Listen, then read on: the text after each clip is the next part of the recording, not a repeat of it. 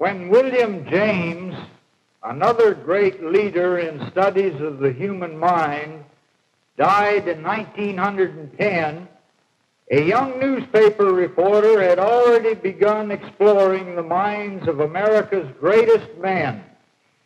Here he is, 53 years later, Dr. Napoleon Hill.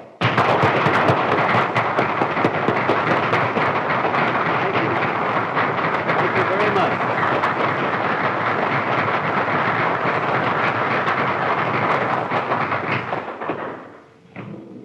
My greatest book, Think and Grow Rich, was written in the White House in 1933 in the most intense surrounding of negative attitude I've ever witnessed in my entire life, which is evidence, I think, of the fact that there are ways and means of maintaining a positive mental attitude even though you're surrounded with negative influences.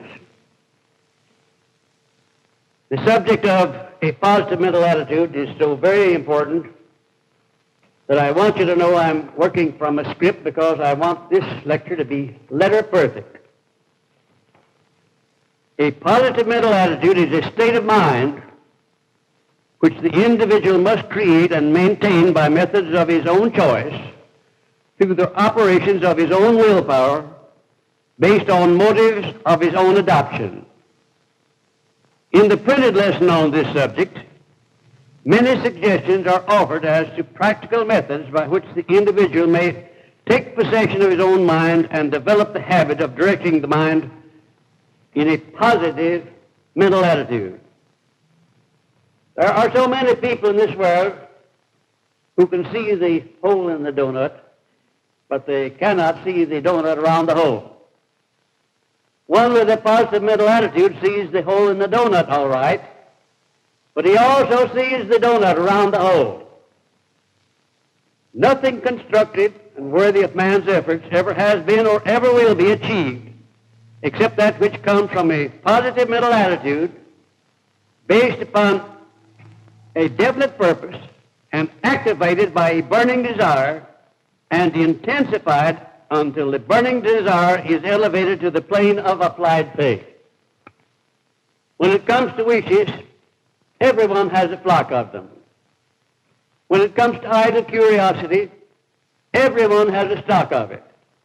When it comes to hopes, perhaps half of the people have hopes for unattained things or circumstances.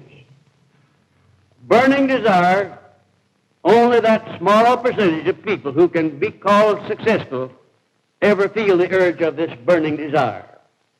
Applied faith, only the leaders attain this degree of mind control, which can exist only in a positive mental attitude. Prayer brings positive results only when it is expressed in a positive mental attitude. The most effective prayers are those expressed by individuals who have conditioned their minds to habitually think in terms of a positive mental attitude. For a great number of years, it was a mystery to me as to why my prayers failed more often than they succeeded. When I found out the real cause, I discovered that I was in the habit of going to prayer only when I was in difficulty, when I wanted someone to bail me out. Later on, I learned that the best way to go to prayer is to condition the mind long before an emergency arises by expressing thanks and gratitude for the blessings you already have.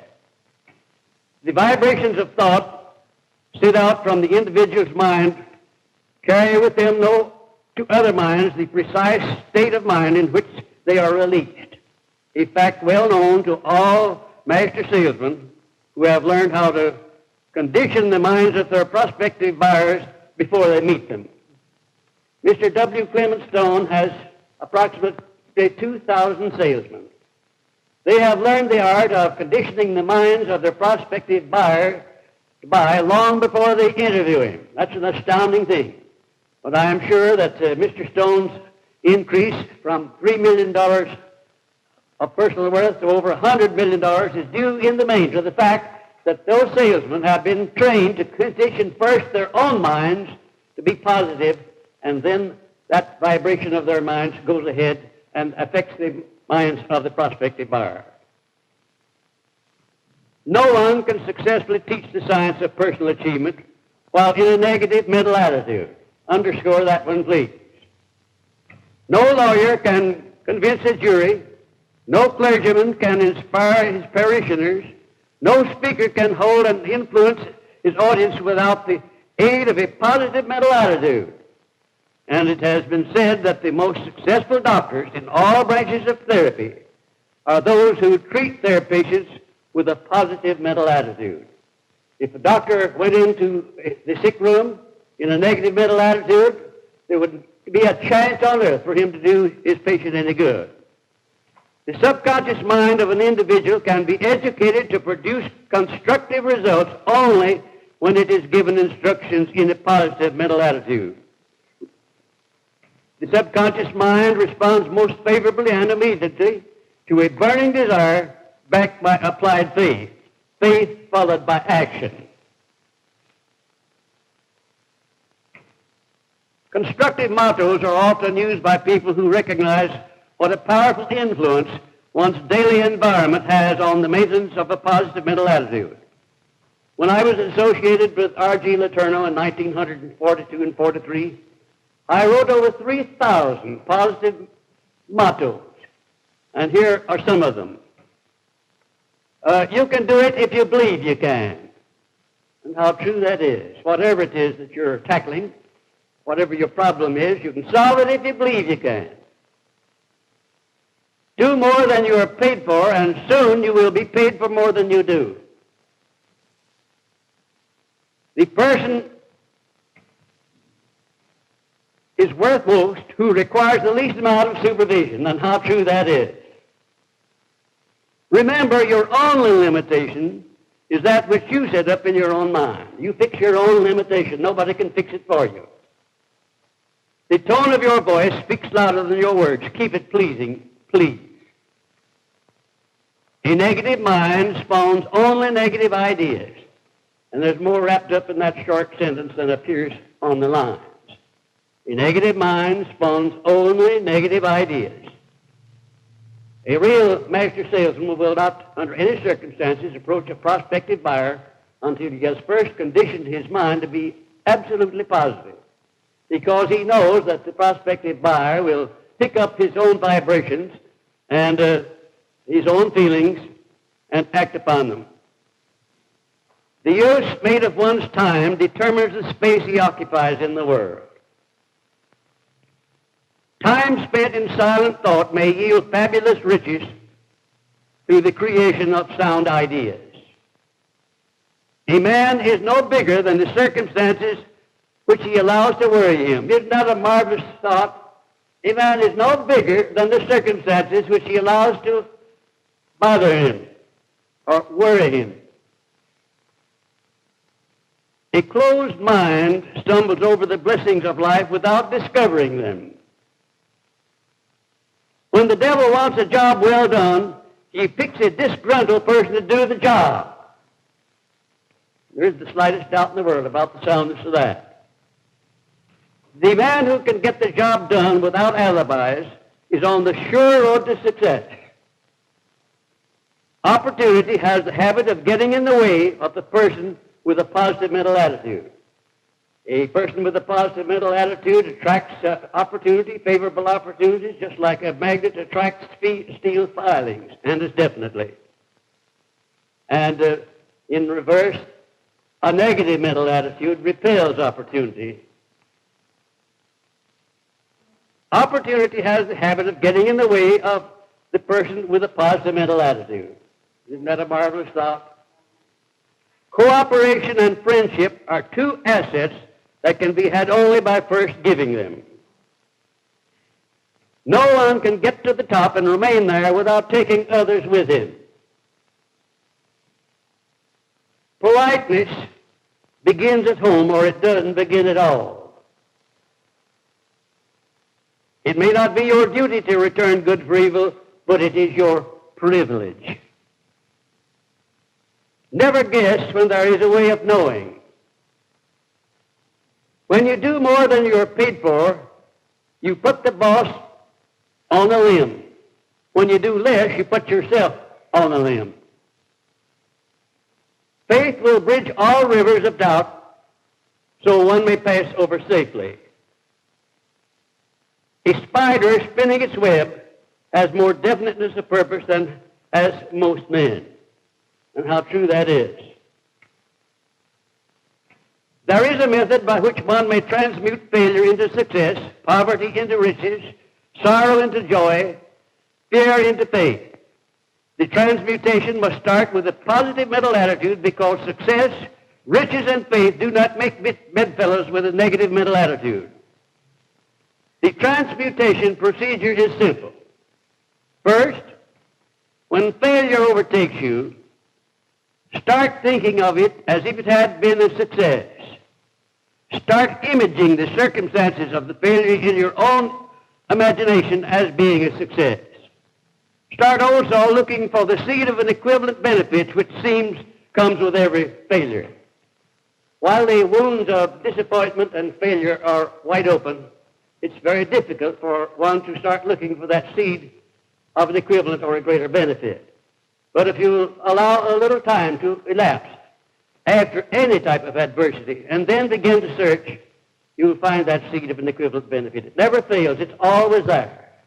Because the Creator has so constructed man that he never allows anything to be taken away from anybody without something of equal or greater benefit being available to that person. Although the person may never discover it, the potential is there just the same. When poverty threatens to catch up with you, or has actually caught up, start thinking of it as riches, and visualize the riches in all the things that you wish to do with actual riches. Also, start looking for the seed of an equivalent benefit. When fear overtakes you, just remember that fear is only faith in reverse gear. Isn't that an enormous thought? Fear is only faith in reverse gear. And start thinking in terms of faith by seeing yourself translating faith into whatever circumstance or things you desire.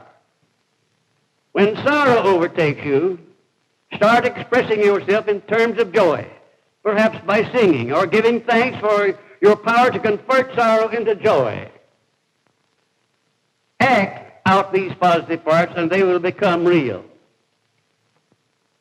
Isn't that an astounding thought? Of course, when you start acting joyously when the people around you know that your heart is burdened with sorrow, you may seem ridiculous, but never mind what the other fellow thinks. It's what you think that counts.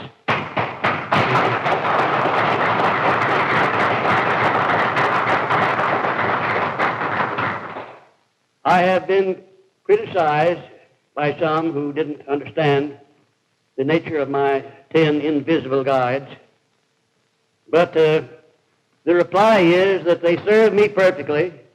They allow me to say to the world that I have everything upon the face of this earth that I need or desire or want, and if I need more, all I have to do is to reach out my hand and get it and close my hand on it. So, if those who do not understand the law back of my 10 invisible guides wish to criticize, that's their misfortune, not mine. Have a session with yourself in the bathroom every evening just before retiring. Look at yourself in the mirror and compliment yourself orally and enthusiastically for having already accomplished the things you desire to accomplish tomorrow. And do not stop until you have convinced yourself that what you wish to happen tomorrow will happen. You know, nature has a way of seeing to it that that which you expect comes along. She doesn't want to disappoint. If you expect failure, if you expect defeat, if you expect ill health, the chances are that you'll not be disappointed. But if you expect success, which is far better, the chances are also that you'll not be disappointed. Who is the greatest person living at the present time? The answer, of course, is that you are the greatest person now living. If you don't believe this, then begin at once to tell yourself it is true. For it is true as far as you are concerned. Do you know of any person living, past or present, or who is more important than you are? Of course you don't. You are great because you can always become that which you sincerely desire to be. That might not be true if you lived in Russia or China, but you don't live in Russia or China. You live in the United States of America, the freest, the greatest, the most wonderful nation upon the face of this earth. And you have all of the benefits of this great country to back you in assuming that you're going to be successful. Create in your imagination an army of invisible guides who will take care of all of your needs, all of your desires, very much the same as I have done. For instance, the guide to physical sound health, whose duty it will be to keep your physical body healed and in good health. And the guide to financial prosperity, whose duty it will be to keep you supplied with all the money you need. And the guide to peace of mind, whose duty it will be to keep your mind cleared of all fears, all doubts, all causes of fear and worry. And the guide to hope, and the guide to faith, whose duties will be to give you inspired guidance as to all of your plans, aims, and purposes. And the guide to romance, and the guide to love, whose duties will be to keep you young in body and in mind. And the guide to overall wisdom, whose duty will be to convert to your benefit all circumstances and influences which affect your life, whether they are good or bad, negative or positive. And the guide to persistence, and the guide to Norm Hill.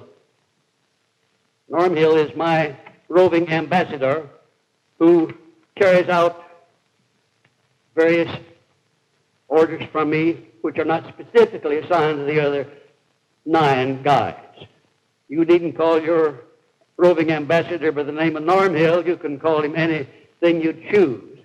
But if you will have this invisible talisman working for you, you'll find that he'll do a marvelous job if you believe he will.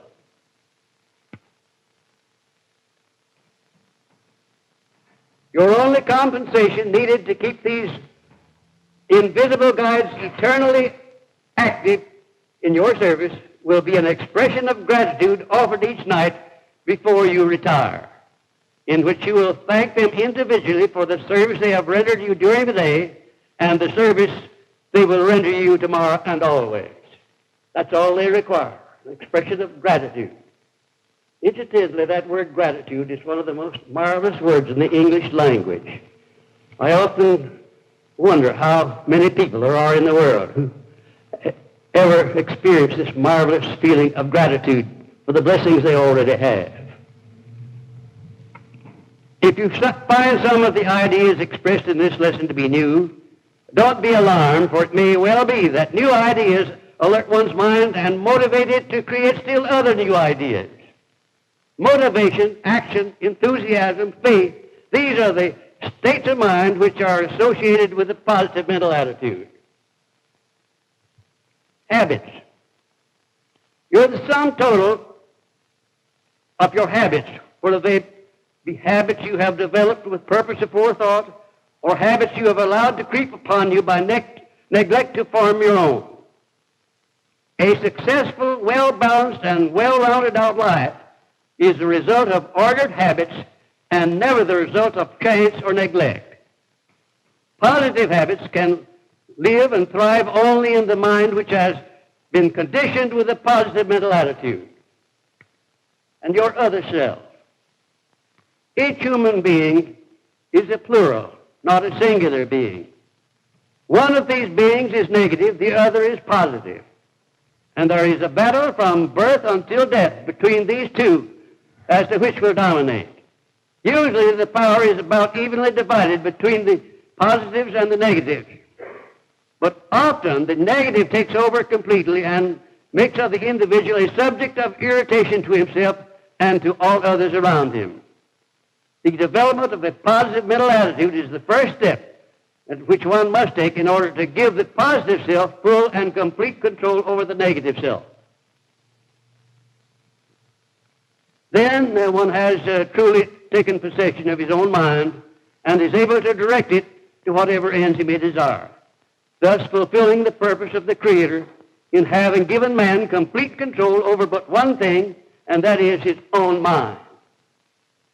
I think of all the facts that I have examined in life, that is the most fabulous, the most far-reaching, and the most significant, that the Creator has given man control over but one thing, and one thing only, and that is the right to use his thinking positively or negatively. Eternal vigilance is the price that one must pay to maintain a positive mental attitude because of these and other natural opposites of positive thinking, such as your negative self constantly maneuvers for power over you. You can feel that. You don't need to take my word for it. You felt it in the past. You may not have defined the feeling properly, but you know very well that there is something going on within you constantly in the nature of a negative thought.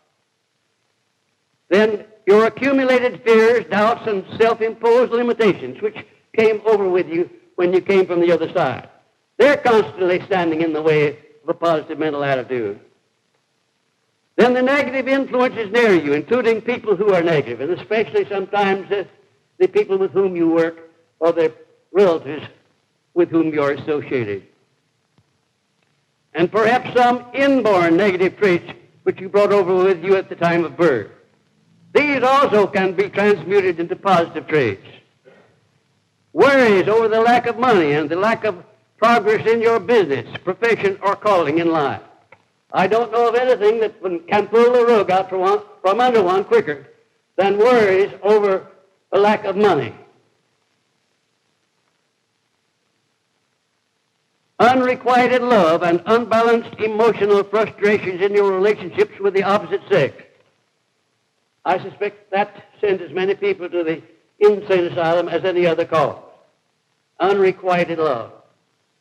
It seems to me that a man or a woman who has been disappointed in a love affair would look upon the affair as very much as a sort of a streetcar ride. You know, if you don't like the car you're riding on, you can always get a transfer onto another one.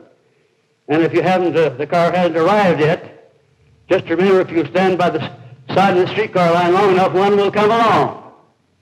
So don't let it worry you in the meanwhile. And unsound health, either real or imaginary, that also is something that you have to battle against in order to maintain a positive mental attitude. And intolerance, the lack of an open mind on all subjects toward all people. You certainly have to keep a close check on that one if you're going to maintain a positive mental attitude. It makes no difference how much another person may deserve your hatred or your dislike or your intolerance. He may deserve it, but you can't afford to give it on account of what it will do to you. And greed for more material possessions than you need. I have probably seen and known and dealt with more wealthy men in this country than any other one individual. And I want to tell you, my friends, that I can count on the fingers of my one hand the extremely wealthy men with whom I would have cared to change places. Most of them paid too much for the money they got. Their greed outran their reason. They were getting no peace of mind out of life. You can get too much money in life. You can also get too little. Somewhere in between the two extremes is the proper place to stop. I have a motto which says, not too much, not too little. And that goes not only for money, it goes for everything. Not too much, not too little. Just enough to maintain a well-ordered and a well-balanced life. Ignorance of the real extent of the power of your mind and its unlimited potentials for the attainment of anything you desire also is a handicap to the maintenance of a positive mental attitude. And lack of a definite major purpose and a plan for its attainment. 2 out of 100 perhaps have a definite major purpose. And that would be putting the percentage rather high if you took the people as a whole. And the habit of allowing others to do your thinking for you. Now check yourself rigidly on each of the above enemies of positive thinking and go to work wherever you get less than 100% on immunity against any of these causes. If you have a mastermind alliance, have each of its members to carefully check and grade you on each of the above causes, since it is a common trait of human beings to be biased in evaluating themselves, sometimes in their own favor, but more often against themselves.